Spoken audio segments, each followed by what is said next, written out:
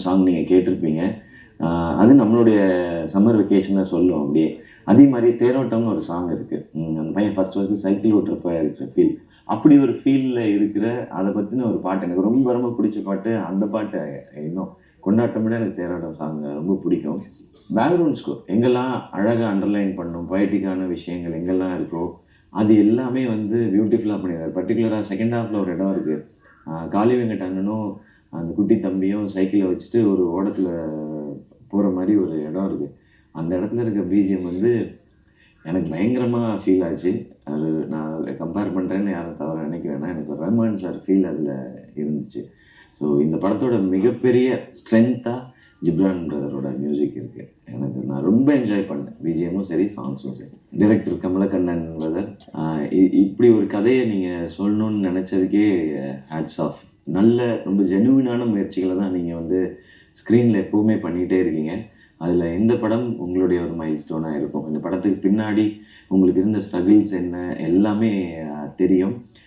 But still எப்போதும் நீங்கள் பார்க்கும் பொழுது அப்படியே எப்படி இருந்துச்சுங்க, ஓகேவா, உங்களுக்கு ஓகேவா, எப்படியோ அப்படி பண்ணிக்கலாங்க, நல்லா இருக்குன்னு அப்படியே ரொம்ப ஸ்வீட்டாக சொல்கிறீங்க. நீங்கள் எவ்வளோ ஸ்வீட்டோ அதை விட ஸ்வீட்டாக இருக்குது உங்களுடைய படம். ரொம்ப நாஸ்டாலஜிக்கான ஒரு ஃபிலிமை நீங்கள் மொத்தமாக எல்லோரும் சேர்ந்து கொடுத்துருக்கீங்க.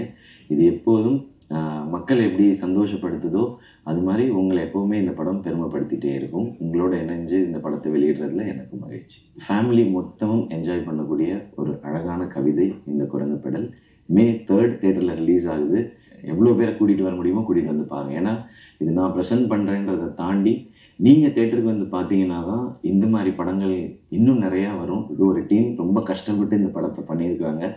ஸோ இவங்க எல்லாருக்காகவும் உங்கள் மெமரிக்காகவும் May 3 தேட்டரில் வந்து பாருங்கள் குரங்கு பெடல். நான் ப்ரெஸ் மீடியா எல்லாத்தையும் கேட்டுக்கிறது தான், இந்த படத்தை நீங்கள் எவ்வளோக்கு எவ்வளோ பாராட்டி எழுதி மக்களை தேட்டருக்கு வர வைக்கிறீங்களோ அவ்வளோக்கு அவ்வளோ டீமுக்கு ஃபஸ்ட்டு அது பெரிய சக்ஸஸ் அமையும். அதே மாதிரி இன்னும் இந்த மாதிரி கதைகள் வச்சுருக்கவங்க தைரியமாக இந்த படத்தை பண்ணுறதுக்கு வருவாங்க.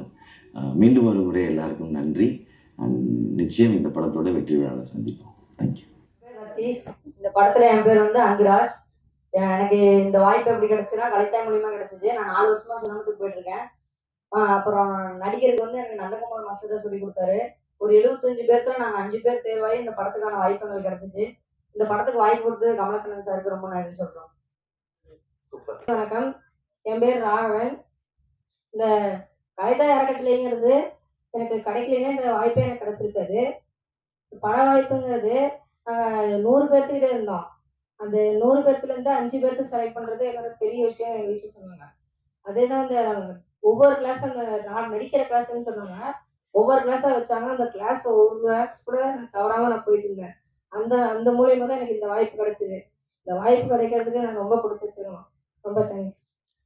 தேர்வு செஞ்சு இப்படி நடிக்க சொல்லி கொடுத்த நந்தகுமார் மாஸ்டருக்கு ரொம்ப நன்றி சொல்லிக்கிறேன். அடுத்து செலக்ட் பண்ணி எங்களுக்கு படத்துல நடிக்க வச்ச கமலக்கண்ணன் சாருக்கும் நல்ல வாய்ப்பு இருந்துச்சு. எனக்கு பேச நான் வந்து 9ஆம் வகுப்பு படிக்கிறேன். 10ஆம் வகுப்பு போறேன். வந்து இந்த படம் வந்து வாய்ப்பு கிடைச்சது கலைத்தாய் மூலமா. அப்புறமேட்டு வந்து நந்தகுமார் சார் தான் இந்த மாதிரி ட்ரைனிங் கொடுத்தாங்க. அப்புறமேட்டு கமலக்கண்ணன் டாக்டர் சார் மட்டும் வாய்ப்பு கொடுத்தாங்க. அதுக்கு முன்னாடி ஒரு நன்றியை சொல்லியிருந்தேன், போல மறந்துடும். எஸ்கே ப்ரொடக்ஷனுக்கும் சிவகார்த்திகேயனுக்கும் ரொம்ப நன்றி. எப்போ ஒரு சாதாரண 10 ரூபாய்க்கு தண்ணி பாட்டில் வாங்கினா கூட என்ன லேபிள் விட்டுருக்குன்னு பார்ப்போம். அந்த மாதிரி உள்ளுக்குள்ள இருக்கிற ப்ராடக்ட் வந்து எவ்வளோ ஸ்ட்ராங்காக இருந்தாலும் மேலே விட்டுருக்கிற லேபிள் ரொம்ப முக்கியம். அந்த வகையில் எஸ்கே ப்ரொடக்ஷனில் ரிலீஸ் ஆகிறது எனக்கு ரொம்ப பெருமையாக இருந்துச்சு. எனக்கு நான் நம்புறேன். இந்த படம் எனக்கு என்னோட வாழ்க்கையில ரொம்ப நெருக்கமான நிறைய விஷயங்களை வந்து தச்சு விட்டுருச்சு. அதான் ஃபர்ஸ்ட் டைம் அவர் கமலக்கண்ணன் சார் அவருக்கும் நன்றி சொல்லுங்க. அப்புறம் நன்றி சொல்ல இந்த படத்துக்கு வாய்ப்பு கொடுத்ததுக்கு நன்றி ஐயா. ஒரு நாள் ஒரு காஃபி ஷாப்ல அந்த கோவிலுக்கு அப்புறமா மீட் பண்ணலாம், ஒரு கதை ஒன்று இருக்கு நான் சொல்றேன் அப்படின்னு சொல்லி சொன்னாரு. அதுக்கு முன்னாடி அவர் எங்கள் செட்டில் ஆடும்போது பார்ப்போம், அவ்வளோதான். அப்போ அந்த கதை சொன்னோன்னே எனக்கு இது பயங்கரமா உள்ளுக்குள்ள ஏதோ ஒன்று நம்ம வச்சு தச்சுக்கிட்டே இருக்குது, உள்ள சேர்த்து வச்சுக்கிட்டே இருக்குது. அதுல ஒரு இன்சிடென்ட் இருக்கு, நான் அது பின்னாடி வரும்போது சொல்றேன். அப்புறம் இதுல இருந்து குரங்கு படல் வந்து கோவா ஃபெஸ்டிவல்ல வந்து ஸ்கிரீன்ல செலக்ட் ஆகி அங்க வந்து செலக்ட் அது ஸ்க்ரீன் பண்ணப்போ ஒரு பயங்கரமான அப்ரிசியேஷன் கிடைச்சு. அப்புறம் ஒரு ப்ரெஸ் மீட், அது மறக்க முடியாது. நம்ம நம்ம ஊர்ல தான் வந்து இப்படி பேசியிருக்காங்க. ஆனால் அங்கே நம்ம நமக்கு வந்து வட இந்தியா, அவங்களுக்கு வந்து தென்னிந்தியா, அப்படிதான் இருக்கு தனித்தனியா. இப்போ நம்ம வடக்குனாவே ஹிந்தி தான் நினைச்சிட்டு இருக்கோம்.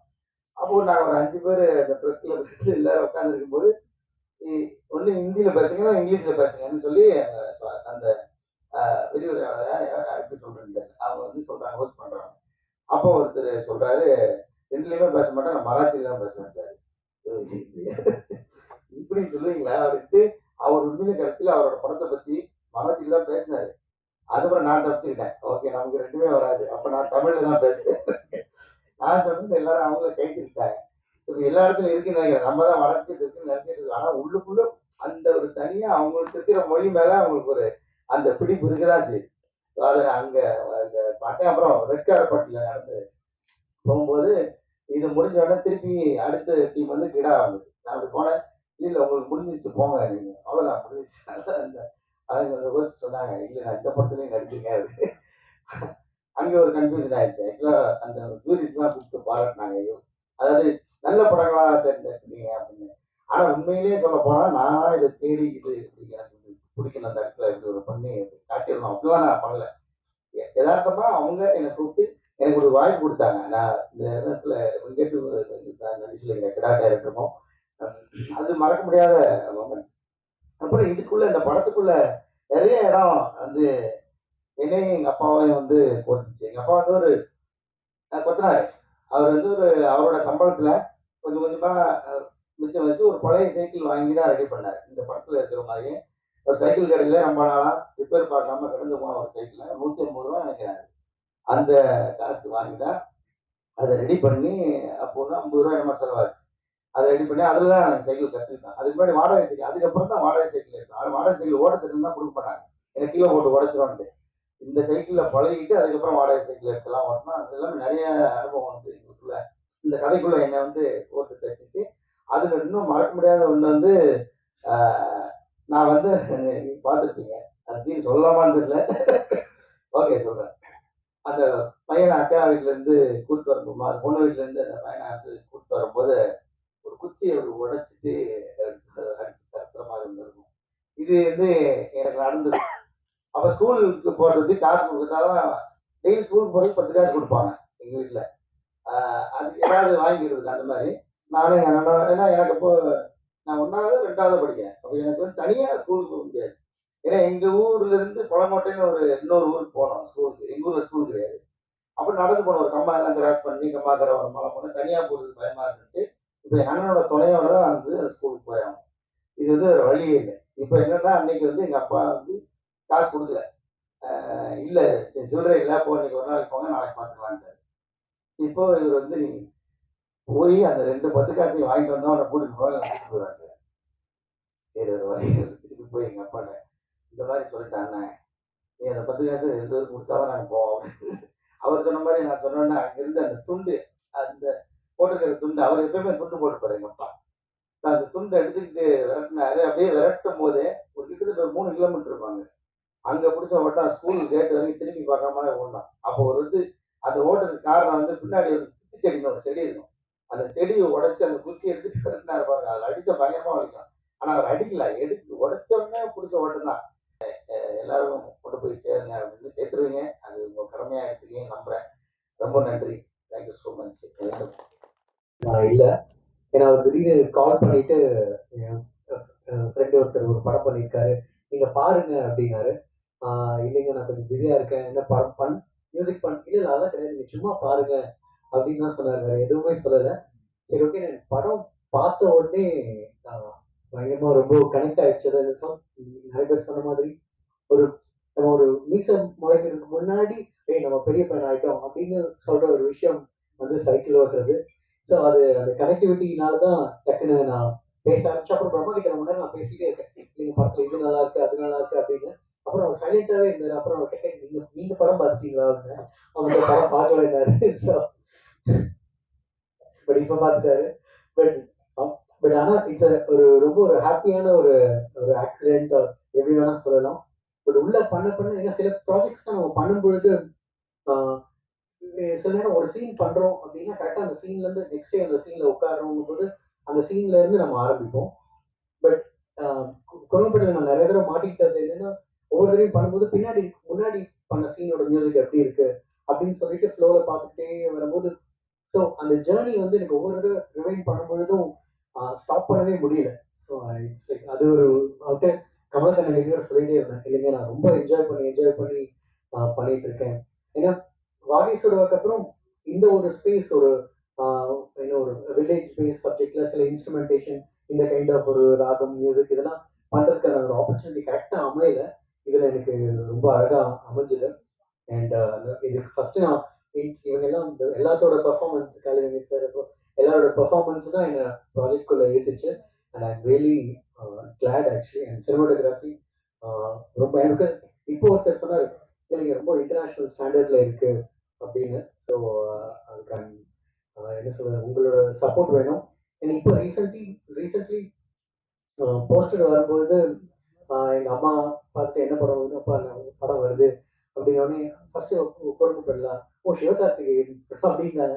ஸோ அந்த ஒரு ஐடி ஒரு பெரிய ஒரு போனஸ் ஒரு பூஸ்ட் மாதிரி எங்களுக்கு. So I would like to thank Sivakarthikeyan bro also.